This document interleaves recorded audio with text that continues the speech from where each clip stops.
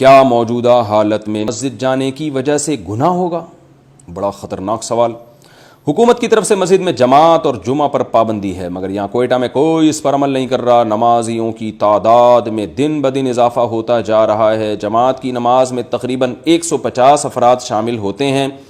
اس صورت میں ہمیں کوئی گناہ تو نہیں ہوگا؟ بلال احمد کوئٹہ سے۔ اگر کوئٹہ کی گورنمنٹ نے یہ قانون بنا دیا ہے، فیصلہ سنا دیا ہے کہ مسجد میں مخصوص افراد سے زیادہ لوگ نہ جائیں، تو یاد رکھیں جب بھی کوئی انتظامی معاملہ ہو تو اس میں حکومت کے قانون کو فالو کرنا واجب ہے۔ بعض لوگ ابھی بھی غلط فہمی کا شکار ہیں۔ صحابہ کے دور میں ایسا ہوا ہے، طاعون امواس تھا جس میں 25,000 سے زیادہ صحابہ اور تابعین کی شہادت ہوئی، تو حضرت عبداللہ بن عمرو بن عاص رضی اللہ تعالیٰ عنہ نے اعلان کیا کہ لوگوں بکھر جاؤ۔ تو یہ نہیں کہا کہ لوگوں مسجد میں آ کے سارے جمع ہو جاؤ، بلکہ حکم دیا کہ لوگوں بکھر جاؤ، اور آپ نے پہاڑوں کی طرف لوگوں کو ایک دوسرے سے دور کر دیا، اور فرمایا کہ یشتعل اشتعال النار، کہ یہ طاعون ایک بیماری ہے جو آگ کی طرح پھیلتی ہے، تو آگ کو ایندھن چاہیے پھیلنے کے لیے، اگر ایندھن نہیں ہوگا تو وہ بجھ جائے گی۔ تو طاعون کی بیماری جو ہے نا، یہ آگ کی طرح پھیلتی ہے، یہ وبائیں، اور ان کا ایندھن انسان ہے۔ اگر ایک آدمی کے قریب دوسرا انسان ہوگا تو یہاں سے وہاں بیماری ٹرانسفر ہو جائے گی، نہیں ہوگا تو ٹرانسفر نہیں ہوگی، اور وہ آہستہ آہستہ ختم ہو جائے گی۔ یہ یعنی کامن سینس کی ایک بات ہے جو پبلک کی سمجھ میں نہیں آ رہی ہے۔ تو اس کی مثال ہے جیسے ایک لکڑی جل رہی ہے، تو اس کے قریب کوئی دوسری لکڑی نہ لے کر جائیں تو یہ لکڑی جل جل کے یا تو خود ہی بجھ جائے گی یا مر جائے گی، ختم ہو جائے گی۔ تو یاد رکھیں جو اس کورونا وائرس میں مبتلا ہے، اگر اس کے قریب کوئی دوسرا نہیں ہوگا تو یا تو وہ خود ہی بیچارہ اس کی موت واقع ہو جائے گی، یا وہ ٹھیک ہو جائے گا۔ جب ٹھیک ہو جائے گا تو وائرس ختم ہو جائے گا۔ تو وہ بشرطے کہ دوسروں سے دور رہے۔ اگر آپ اس کو لوگوں سے قریب کریں گے تو پھر وہ ٹھیک ہو یا نہ ہو، لیکن وہ دوسرے تک یہ وائرس ٹرانسفر کر دے گا اور یہ بیماری پھیلتی رہے گی۔ آپ کہہ سکتے ہیں کہ ٹھیک ہے بھائی، جس کے بارے میں ہمیں پتہ چل جائے کہ اس میں وائرس ہے تو اس کے ہم قریب نہیں جائیں گے، اس کو مسجد میں آنے سے ہم روک دیں گے۔ بات یہ ہے کہ یہ پتہ نہیں چلتا کہ وائرس ہے، کوئی مشین اب تک ایجاد نہیں ہوئی ہے ایسی۔ یہ جو آج کل مشینیں ہیں جن سے ٹیسٹ کر رہے ہیں، اس کا رزلٹ بھی 100% نہیں ہے، بہت سے پیشنٹ کو ٹریس نہیں کر پاتی۔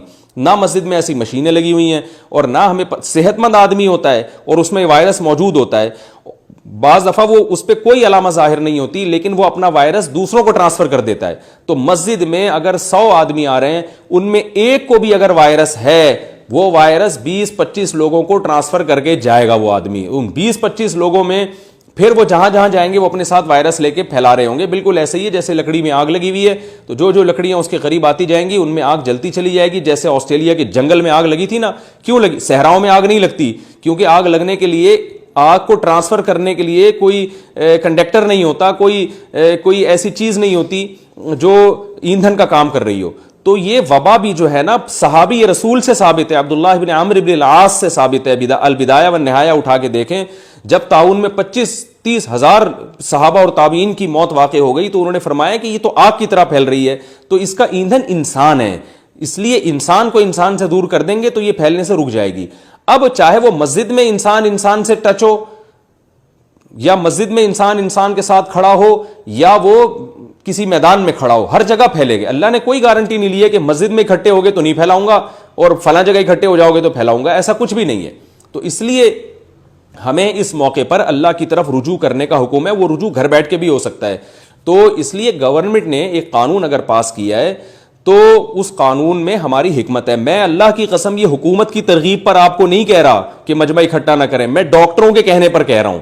حکومت سے ہمارا اس سلسلے میں کوئی رابطہ نہیں ہے، کہ میرا تو نہیں ہے، عوام کا مجھے، عام دوسرے علماء کا مجھے نہیں پتا، میرا بہرحال رابطہ نہیں ہے۔ میں تو وہ ڈاکٹر جو دیندار بھی ہیں، بڑے بڑے بزرگوں سے ان کے اصلاحی تعلق ہیں، اور جو ہے وہ اپنے فن میں ماہر بھی ہیں، ان ڈاکٹروں کے کہنے پر آپ کو کہہ رہا ہوں کہ مجمع اکٹھا نہ کریں، چاہے وہ مسجد میں ہو، چاہے وہ ہوٹل میں ہو، چاہے وہ آفس میں ہو، چاہے وہ گھر میں ہو، کہیں بھی ہو آپ نہ جائیں، تاکہ اس طاعون جو آگ کی طرح پھیلتا ہے، یہ جو وبا وائرس آگ کی طرح پھیل رہا ہے، اس کو ایندھن نہ ملے۔ جب نہیں ملے گا تو یہ پھیلنا بند ہو جائے گا، اور جو لوگ ہیں بس وہی متاثر ہوں گے۔ اللہ ان میں سے جس کی مقدر میں زندگی ہے وہ زندہ رہ جائیں گے، جس کے مقدر میں موت ہے وہ مر جائیں گے، اور یہ ختم ہو جائے گا معاملہ، یہ کم از کم محدود ہو جائے گا۔